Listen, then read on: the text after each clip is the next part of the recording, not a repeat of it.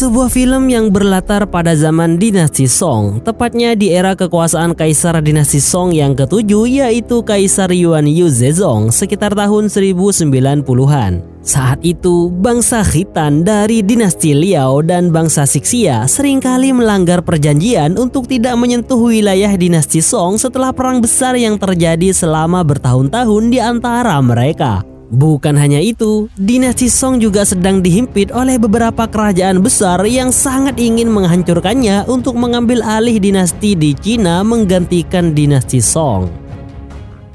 Kisahnya akan dimulai di sebuah desa dekat perbatasan antara wilayah kekuasaan dinasti Song dan bangsa Khitan dari dinasti Liao. Wilayah yang dikenal dengan sebutan Jianghu atau Wulin dalam ejaan lainnya yang berarti komunitas seniman bela diri dinasti Song. Sesosok bayi laki-laki lucu ditemukan di depan pintu rumah pasangan suami istri. Kebetulan sekali pasangan itu memang tidak memiliki anak sehingga anak tersebut dirawat oleh mereka dengan penuh kasih sayang dan mereka memberinya nama Qiao Feng. Qiao Feng tumbuh dengan sehat dan kuat, bahkan sangat tak terduga dia memiliki qi besar dalam tubuhnya dan berpotensi menjadi ahli bela diri yang hebat. Oleh karena itu, orang tua angkatnya mengantarkannya ke sebuah kuil Shaolin agar dilatih ilmu bela diri di bawah asuhan seorang biksu bernama Quan Ku. Potensinya pun semakin terasah dengan baik hingga pada suatu hari kemampuannya dia gunakan untuk menolong orang-orang lemah dan membasmi orang-orang yang dianggap jahat, bahkan di usianya yang masih muda sekali. Kemampuannya itu menarik perhatian sebuah kelompok atau sekte pengemis bernama Kaipang yang saat itu wakil ketuanya yang bernama Ma Dayuan merekrutnya menjadi anggota.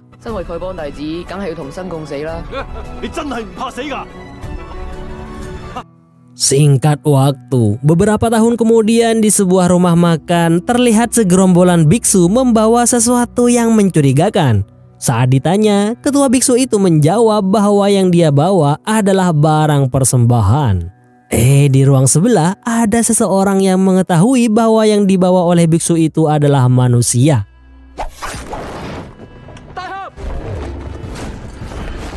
Pria ini tak lain adalah Qiao Feng. Dengan santuy, dia menghampiri ketua biksu itu dan memberikan sebuah tawaran agar membiarkan anak muda dalam kurungan itu bebas dengan gantian mentraktir makanan sang biksu. Meskipun itu tawaran yang tidak sepadan, namun basa-basi itu mulai semakin serius saat si biksu mulai menggertak jika anak muda itu tidak dijadikan persembahan di sebuah makam bernama Gusumurongbo, maka dinasti Song akan berada dalam bahaya yang dekat dengan kehancuran. Hal itu tentu saja ditanggapi dengan santuy oleh Qiao Feng. Karena sebagai desa yang sekaligus dekat dengan perbatasan musuh, wilayah ini akan selalu dijaga oleh Qiao Feng walaupun sebanyak apapun dan bagaimanapun musuh yang akan datang. Merasa jengkel dengan perkataan Qiao Feng, para biksu mulai menyerang.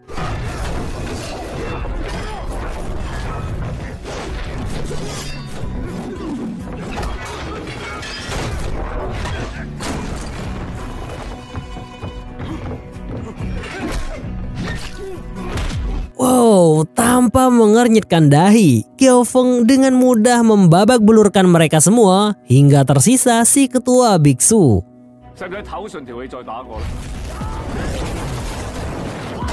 Dengan jurus 18 tapak penakluk naga, Qiao Feng berhasil mengkonter sekaligus mengalahkan tapak naga api milik si biksu.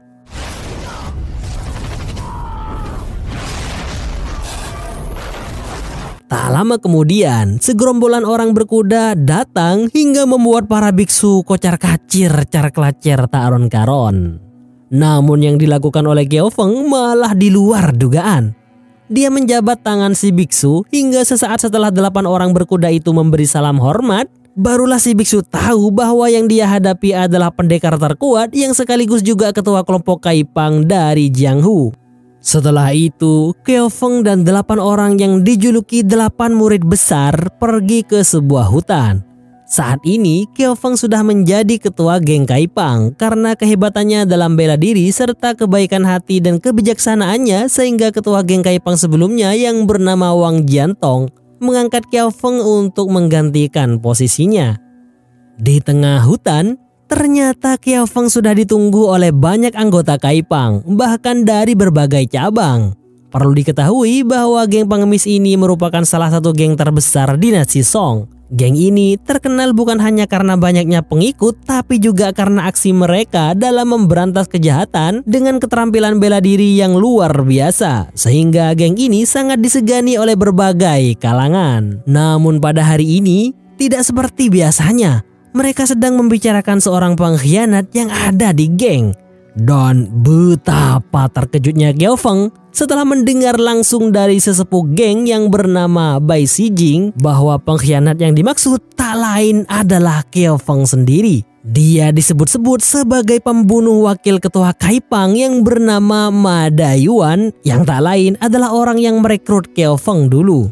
Hal itu diketahui dari secarik surat yang ditulis oleh seseorang yang dipanggil kakak utama kepada mantan ketua geng Kaipang yang bernama Wang Jiantong. Di mana dulu, sesaat sebelum kematiannya, dia memberikan surat dari kakak utama yang lalu dia berikan kepada wakil ketua Ma Dayuan.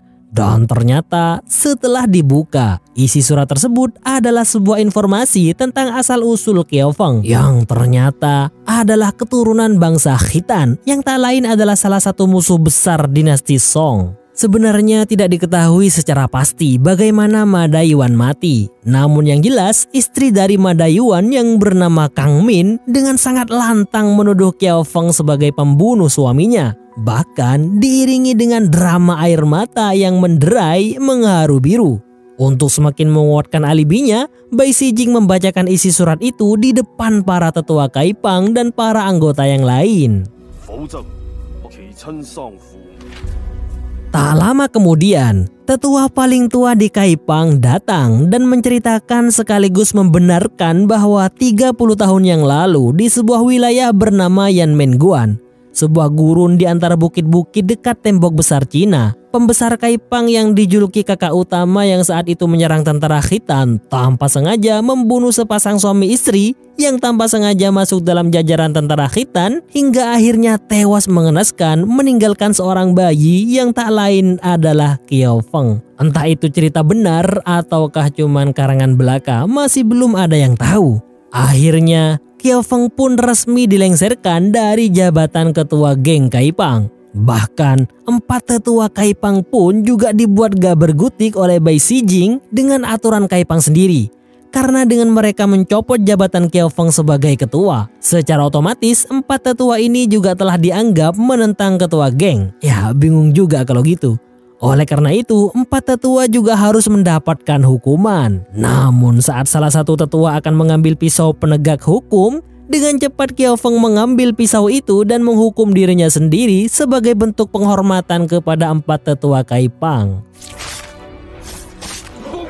Setelah itu, dia menyerahkan senjata andalannya yang bernama tongkat pemukul anjing sebagai tanda bahwa dia benar-benar telah resmi meninggalkan jabatannya sebagai ketua Kaipang. Namun Kiao Feng tidak akan tinggal diam. Dia akan terus mencari bukti dan mengungkap siapa yang telah memfitnah dirinya.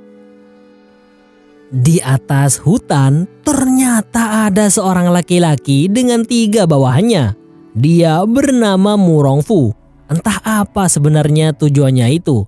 Yang jelas, setelah memperhatikan pergolakan dalam geng Kaipang itu, Mu Rongfu menyuruh salah seorang anak buahnya yang bernama Azu untuk pergi ke kuil Shaolin dengan tujuan tertentu.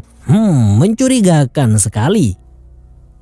Sementara itu, Kiao Feng yang sedang dilanda galau, seorang diri melamun dalam sepi. Hingga dia pun berencana pulang ke rumah orang tua yang baru saja dia ketahui bahwa mereka adalah orang tua angkatnya untuk menenangkan hati dan rasa galaunya. Namun ternyata dia malah menemukan orang tua angkatnya telah tewas mengenaskan. Apesnya lagi, 2 orang yang kebetulan akan mengambil hasil panen orang tuanya malah menyangka bahwa Kiao Feng lah yang telah membunuh orang tua angkatnya. Tuduhan itu bukan tanpa sebab, karena kabar tentang Kiao Feng yang telah membunuh wakil ketua Kaipang telah menyebar luas. Kiao Feng pun semakin jengkel dengan semua fitnah ini. Akhirnya, Setelah menguburkan orang tua angkatnya, dia bergegas pergi ke kuil Shaolin untuk sowan ke gurunya yang tak lain adalah Quan Ku. Akan tetapi maksud hati ingin mendapatkan petunjuk, namun apalah daya, sang guru malah tiba-tiba tewas. Lagi-lagi dia harus mendapatkan tuduhan sebagai pembunuh yang semakin mencoreng nama baiknya. Akhirnya mau nggak mau dia harus pergi dari kuil ini secepatnya. Namun dari atap, Qiao Feng menemukan seseorang yang tadi meneriakinya sedang masuk ke ruang patung Buddha. Setelah menangkapnya, para biksu Shaolin datang dan semakin memojokkan Qiao Feng. Di samping itu, ternyata orang yang ditangkap oleh Qiao Feng membuat salah seorang murid Shaolin terkejut karena mukanya mirip. Lalu tanpa mengindahkan pembelaan Qiao Feng, sang guru besar Shaolin yang bernama Quan Nan langsung menyerangnya. Ternyata orang yang hendak mencuri kitab Shaolin itu adalah seorang wanita yang tak lain adalah Azu, anak buah Murongfu yang ternyata memiliki keahlian menyamar. Namun saat ini, jurus tapak besi Quan Nan membuat Azu sekarat. Merasa iba dengan wanita itu, spontan Qiao Feng berniat membawanya bersamanya. Di sebuah rumah kosong, Qiao Feng memberikan tenaga dalamnya agar wanita itu bisa bertahan meski tidak bisa sembuh semudah itu. Namun begitu, Qiao Feng memperlakukannya dengan sangat baik, memberinya makanan dan juga pakaian. Apakah ini yang disebut dengan cinta? Datang tak disangka, pergi tak dikira. Ya, dengan segenap hati, Qiao Feng berusaha menyembuhkan Azu dengan membawanya ke seorang tabib paling jos yang pernah dia tahu.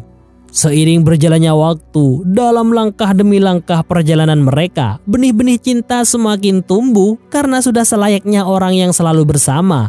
Curahan hati satu sama lain pun juga mereka lakukan. Dengan begitu, ikatan di antara mereka kian hari kian menjadi, meskipun tidak diungkapkan secara langsung.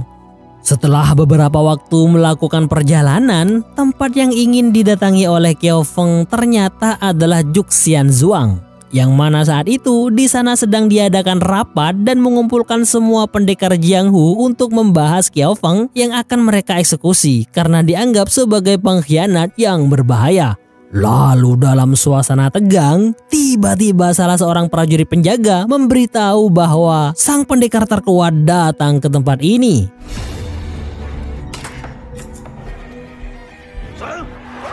Betapa geramnya semua orang karena seseorang yang akan mereka habisi malah datang sendiri tanpa dicari. Rupanya Qiao Feng datang ke sini hanya untuk membawa Azu kepada seorang tabib terkenal di sana yang bernama Su. Akan tetapi setelah sang tabib memeriksanya, malah menolak untuk mengobatinya hanya karena menganggap Qiao Feng yang membawanya dianggap sebagai penjahat. Akhirnya, Qiao Feng pun melakukan transaksi.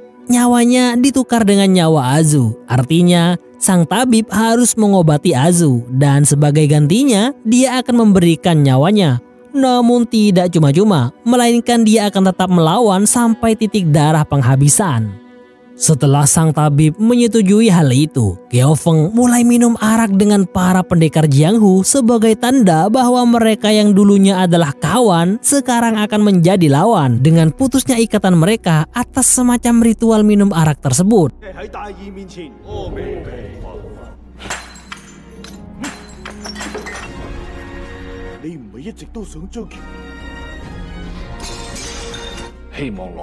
Saat seseorang yang mengaku pendekar ingin minum dengan Qiao Feng, malah ditolak mentah-mentah olehnya. Lalu dari situlah situasi mulai memanas dan gaspol.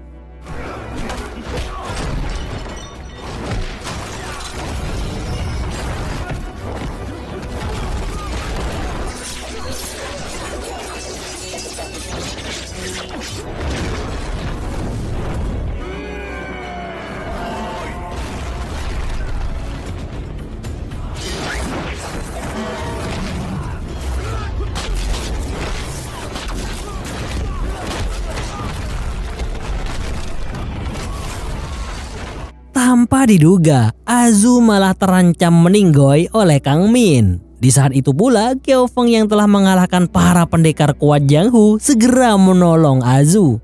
Namun tanpa diduga, Tabib Su malah ikutan menusuknya dari belakang. Hal itu membuat Bai Sijing melanjutkan penusukan terhadap Qiao Feng yang telah kewalahan. Parahnya lagi, para pendekar Jiang Hu yang dalam keadaan terluka nekat menyerang kembali. Hal itu membuat Qiao Feng harus mengeluarkan jurus 18 tapak penakluk naga andalannya. Namun sayang, luka akibat tusukan Tabib Su bukanlah luka biasa, melainkan tusukan pada titik yang disebut Qi Hui, semacam penghambat aliran tenaga dalam. Sehingga Qiao Feng pun kembali diserang dan kali ini dengan keadaannya yang hampir sekarat, dia hampir kehilangan nyawanya. Akan tetapi tiba-tiba seseorang misterius itu membawa kabur Qiao Feng, meninggalkan Azu. Saat Kang Min akan membunuhnya, Tabib Su melarangnya karena dia sudah berjanji untuk menyembuhkan wanita yang dibawa oleh Qiao Feng tersebut. Di tempat lain, sesosok pria yang tak lain adalah Mu Rongfu sedang berdoa di altar ayahnya. Di mana di sini terungkap sebuah fakta besar bahwa ternyata dia adalah pangeran kerajaan Yan dan dia sangat berambisi ingin menghancurkan dinasti Song untuk kemudian diganti dengan dinasti Yan, yang mana ancaman terbesar baginya tak lain adalah Qiao Feng. Dari sini cukup dipahami bahwa mungkin saja otak di balik fitnah yang menimpa Qiao Feng adalah Mu Rongfu ini.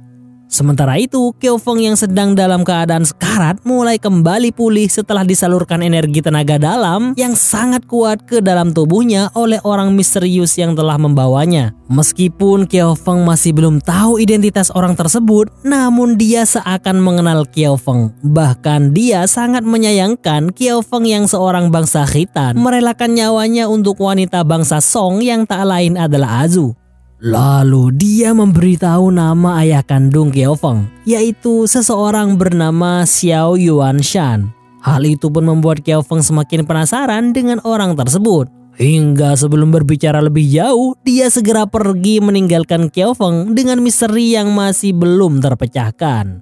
Sementara itu, Azu yang sudah diobati oleh Tabib Su malah melakukan hal di luar dugaan. Dia yang ahli dalam penyamaran memoles dirinya menjadi Tabib Su dan mengelabui anak buahnya. Akan tetapi setelah itu dia malah bertemu dengan si tabib yang asli.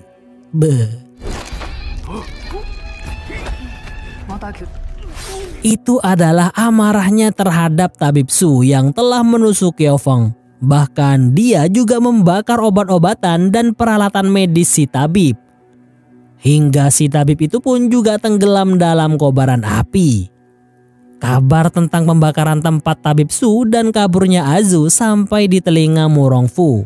Nah, keesokan harinya Qiao Feng yang kembali ke tempat Tabib Su untuk menyelamatkan Azu dikejutkan dengan seseorang yang ternyata adalah Mu Rongfu. Rupanya dia ingin menjadikan Qiao Feng sebagai sekutunya untuk memperkuat kekuatan kerajaan Yan karena melihat mental Qiao Feng yang saat ini sedang kacau akibat masalah yang datang bertubi-tubi kepadanya. Namun Qiao Feng yang cukup tahu tabiat Mu Rongfu ini tidak sedikit pun tertarik untuk bergabung dengan kerajaan Yan, meskipun dia sudah dibuang oleh dinasti Song yang telah membesarkannya. Tak puas dengan itu, Mu Rongfu pun memancing Qiao Feng untuk ikut dengannya dengan dalih akan dipertemukan dengan Azu. Di tengah perjalanan, Qiao Feng dipertemukan dengan segerombolan prajurit yang sedang membawa beberapa orang tahanan yang ternyata adalah orang-orang khitan. Orang-orang lemah itu dibantai habis-habisan oleh para prajurit dinasti Song. Melihat hal itu, Qiao Feng pun dengan cepat melenyapkan para prajurit kroco itu.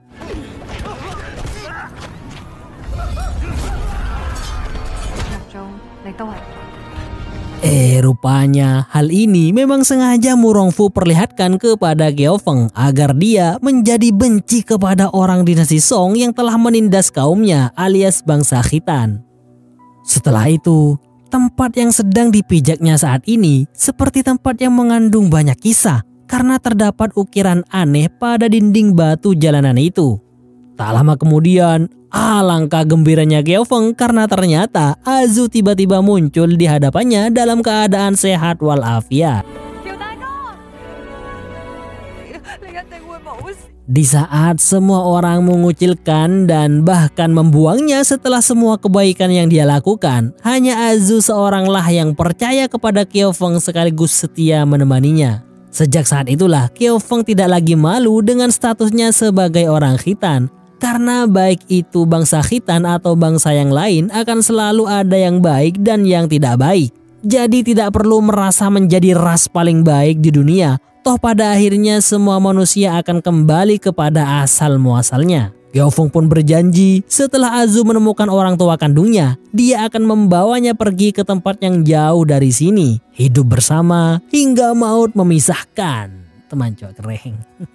Malam harinya di sebuah persimpangan jalan, terlihat Bai Sijing yang langsung masuk ke sebuah tandu yang di dalamnya ternyata sudah menunggu Kang Min. Wanita itu sangat serius dan cukup pelan membicarakan tentang pembunuhan Madayuan alias suaminya yang ternyata dibunuh oleh mereka berdua.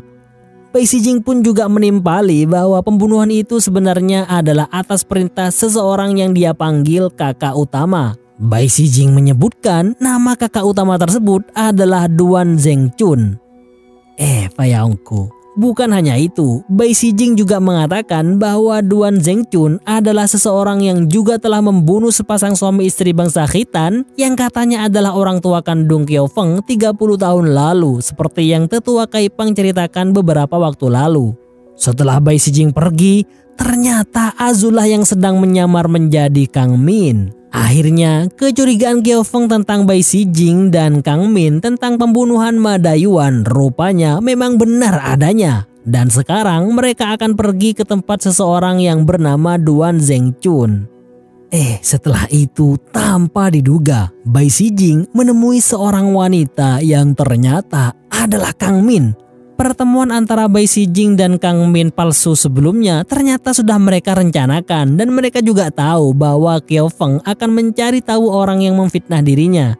Tujuan utamanya adalah mengadu domba antara Kyofeng dan Duan Zengchun yang sebenarnya tidak ada hubungannya sama sekali dengan pembunuhan Madayuan. Alasan sakit hati Kang Min sebenarnya ada dua sebab. Yang pertama adalah dia yang seorang player alias suka gonta-ganti pasangan merasa terhina oleh Kyofeng karena rayuan mautnya tidak sedikit pun mendapatkan perhatian dari sang pendekar itu sehingga merencanakan fitnah besar kepadanya. Yang kedua adalah karena cintanya dikhianati oleh Duan Zengchun yang ternyata juga sama-sama player alias suka gonta-ganti pasangan. Pada butuna lah. Selanjutnya, mari kita sama-sama cari tahu siapa sebenarnya Duan Zengchun itu. Dalam perjalanan, Kyofeng dan Azu melihat seorang gadis yang bertengkar dengan ibunya karena berusaha membunuh ayahnya.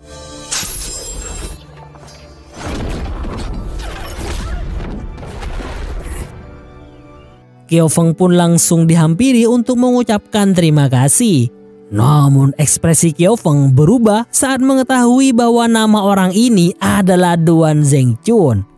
Ya, dia adalah orang yang dicari oleh Kyofeng untuk membalaskan dendam atas kematian Madayuan sebagaimana yang Bai Sijing arahkan.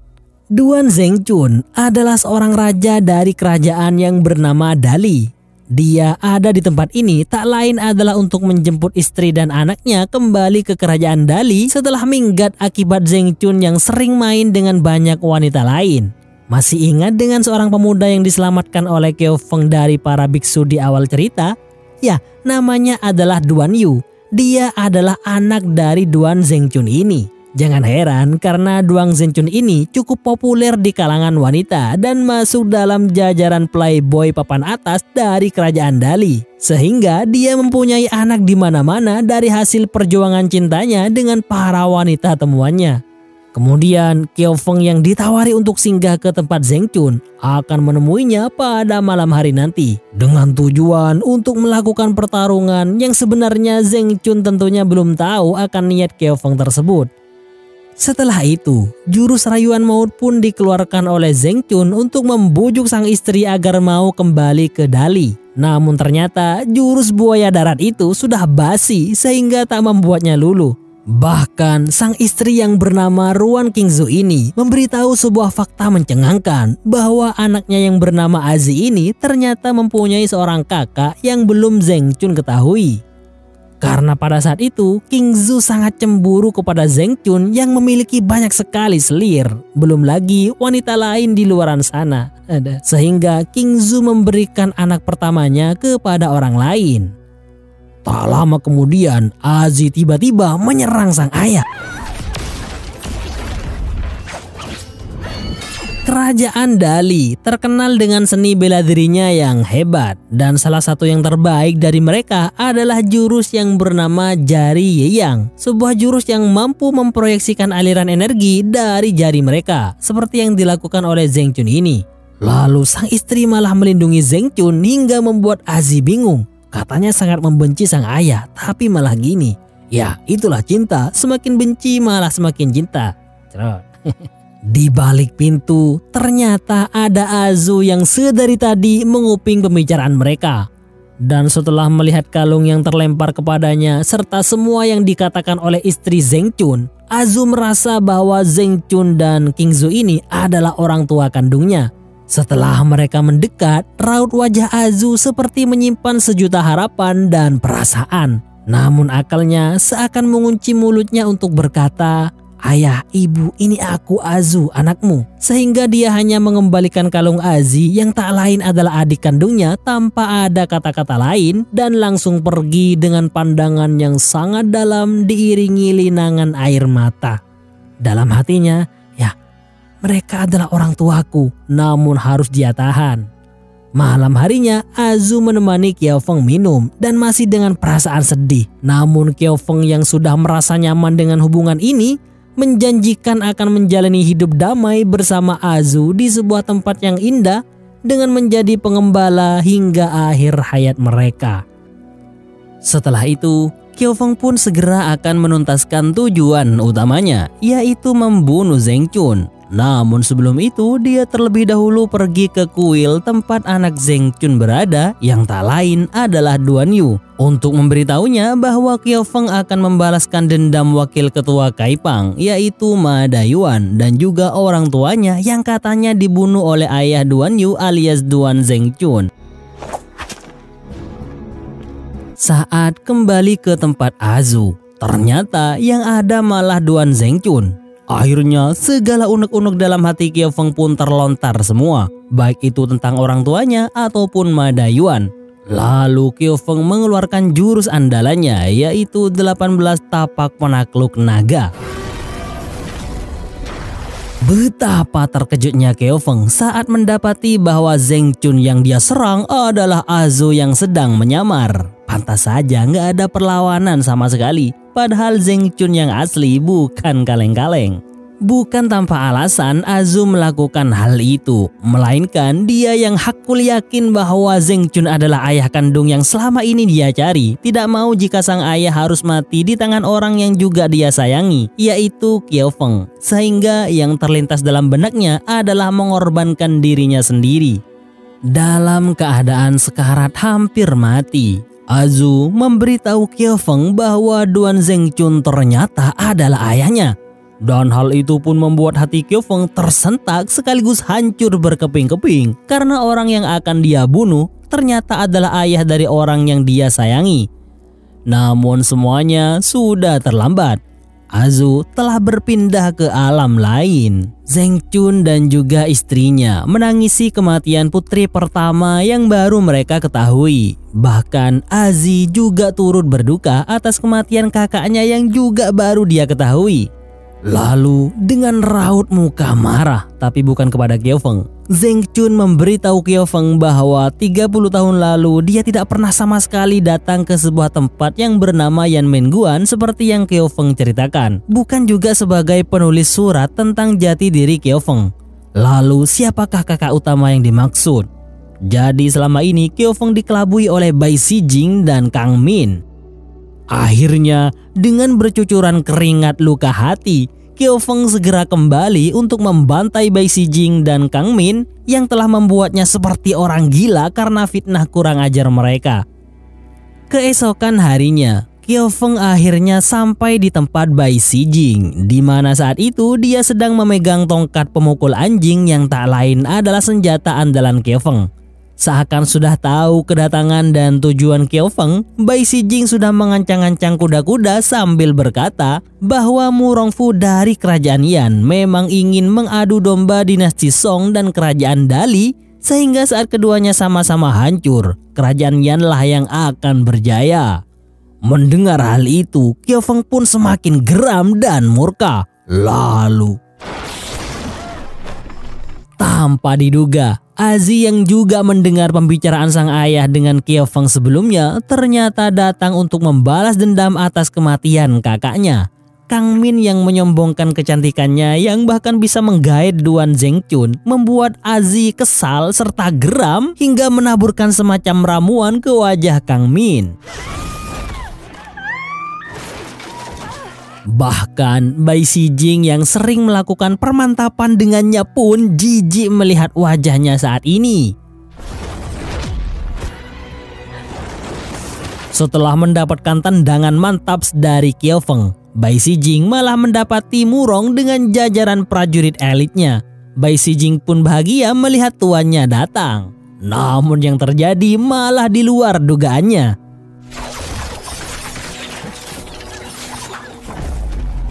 Bukan hanya Bai Sijing, tembakan panah bertubi-tubi juga menyerang rumah tempat Qiao Feng dan Kang Min berada, hingga membuat wanita penggoda itu pun tewas.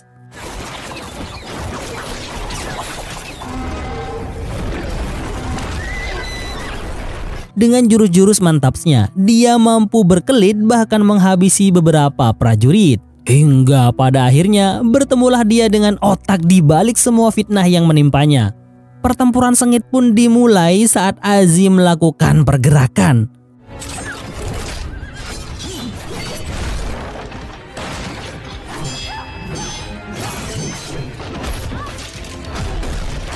Lalu Azi memberi Qiao Feng sebuah pedang pusaka kerajaan Dali milik sang ayah, hingga dengan pedang tersebut semakin membuat Qiao Feng overpower.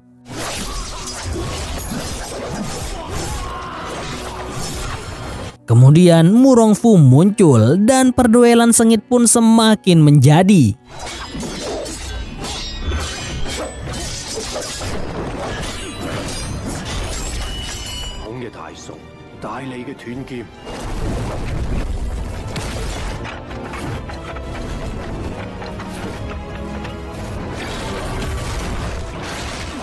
Sesaat setelah menyerang Mu Rongfu di suatu tempat, betapa hancurnya hati Qiao Feng melihat teman-temannya dari geng pengemis Kaipang telah mati tergantung, termasuk para tetua.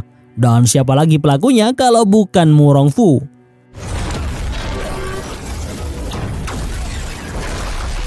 Dengan kemarahan yang memuncak, Qiao Feng mengeluarkan jurus andalannya. Namun sayang, jurus 18 tapak penakluk naga itu tercounter dengan baik oleh jurus khas keluarga Murong. Bahkan Qiao Feng terus dijatuhkan mentalnya oleh Murong. Namun di sela-sela ketidakberdayaannya, sekelebat ingatan Qiao Feng berkelana ke masa lalu dan teringat akan wejangan dari sang guru di Shaolin. Setelah itu, bagaikan kobaran api yang menyala, Qiao Feng seperti mendapatkan tenaga tambahan dan langsung menyerang Mu Rongfu tanpa ampun.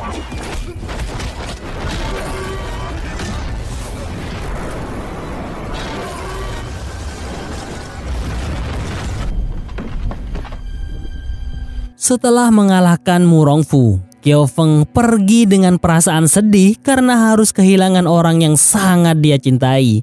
Namun janjinya kepada Azu untuk membawanya keluar dari wilayah Song tidak dia lupakan, meskipun hanya jasadnya saja.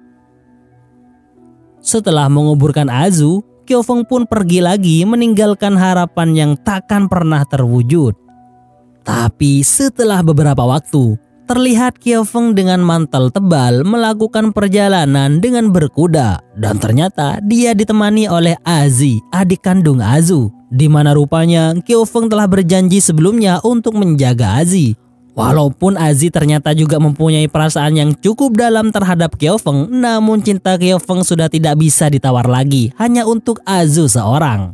Saat ini, Qiao Feng dan Azi yang terus mengembara ke timur laut berencana untuk menetap sekaligus tinggal di antara suku Jurchen. Kisahnya ternyata masih belum selesai. Murongfu yang dalam keadaan teler nggak sadarkan diri tiba-tiba didatangi seseorang yang menyalurkan tenaga dalamnya hingga membuatnya sadar kembali. Orang tersebut ternyata adalah ayahnya yang bernama Murongbo. Sebelumnya dia dinyatakan telah mati 30 tahun yang lalu. Namun ternyata itu hanyalah tipuan agar dia bisa melihat anaknya membangkitkan kerajaan Yan. Dia mengasingkan diri selama 30 tahun lamanya. Namun melihat sang anak telah gagal dalam misinya, membuat Murongbo akan menggapai sendiri cita-citanya untuk membangkitkan kembali kerajaan Yan. Sementara itu di tempat lain, tepatnya di sebuah tempat yang sering dibicarakan sebagai tempat ditemukannya bayi Keofeng, yaitu Yanmenguan. Terlihat seseorang misterius yang tak lain adalah penyelamat Keofeng sebelumnya. Dia meletakkan tangannya pada goresan yang ada di batu pinggiran. Disinilah terungkap sebuah fakta pada ingatan masa lalunya. Ya, fakta yang sangat mengejutkan. Di tempat ini 30 tahun lalu, sepasang suami istri yang membawa seorang bayi dihadang oleh segerombolan orang berpakaian hitam bertopeng. Seperti yang diduga, bayi tersebut tak lain adalah Keofeng. Pada pertarungan itu, ibu Keofeng meninggal dunia. Namun sang ayah yang ternyata adalah seorang pendekar mampu mengalahkan beberapa musuh. Tapi dia malah meninggalkan bayi Keofeng di sana.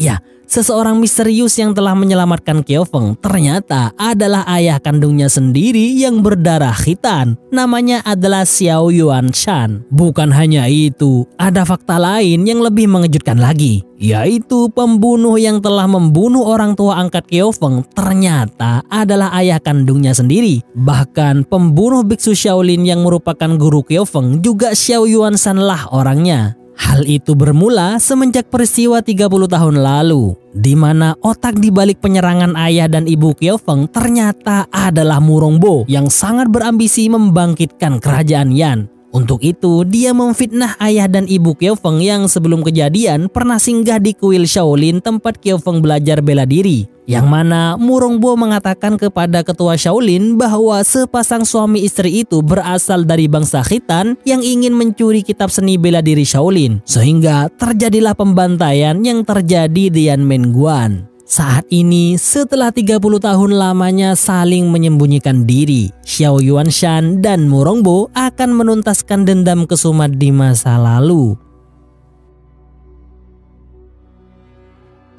Jujur saja, sampai film ini selesai, saya pribadi masih penasaran akan sosok kakak utama yang dimaksud. Kalau kalian pernah nonton atau mengikuti ulasan dari kita, mohon informasinya. Kita juga masih belum tahu apakah film ini akan berlanjut atau enggak. Yang jelas, selama kita mereview film-film Cina, banyak sekali menemui kebingungan dan kejanggalan. Entah itu plot yang tiba-tiba berubah atau karakter yang sering disebut namun tidak pernah menampilkan orangnya. Dan yang lebih sering lagi adalah film Cina, terutama pembahasan zaman kerajaan, sangat erat sekali kaitan kisahnya dengan film yang lain. Seperti halnya puzzle yang harus kita susun sendiri agar menjadi cerita yang lengkap dan bisa dinikmati. Ya, apapun itu, semoga saja tetap menghibur dan bermanfaat bagi seluruh umat manusia di muka bumi ini. Saya pribadi beserta jajaran kru yang bertugas pamit undur diri dan sampai jumpa di ulasan film menarik lainnya dari channel ini.